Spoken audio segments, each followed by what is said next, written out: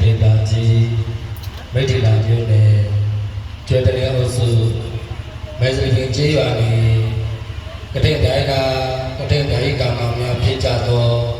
ဥတန်းငွေတော်များဝေးမောင်တော်စမ်းမြင့်သာသမီမြေတစုတို့မှာမဲစရီမြောက်ကျောင်းအတွင်းပုရိမဝါမထတော်မူကြကုန်သောတန်ဃာတော်ရှင်မြတ်တို့ကတဲ့အာနိသင်ကျိုးတရား၅ပါးရပါစေခြင်းအကျိုးမှာကတဲ့တရားသင်္ကန်းဆက်ကလူတန်းကြရာယခုအခါ၌တရားအမြတ်ဆုံးယရနာတရားအမြတ်ဆုံးယရနာတန်ခါအမြတ်ဆုံးယရနာတည်ဟူသောယရနာမြတ်သုံးပါးနဲ့တို့အားယုံကြည်မြတ်လို့လက်ဆုံးမူ၍ရှိခိုးပူဇော်ဘုညောမန်းရှုပ်တော်ကြရသောဘုဇောနာဗနာမတက္ကိစ္စသာရဝမင်္ဂလာကောင်းမှုကုသိုလ်ကံစေတနာတို့ကြောင့်အနိဋ္ဌဘေဒံယမကတိဘဝတိုင်းဝိကြကုန်ပြီဖြင့်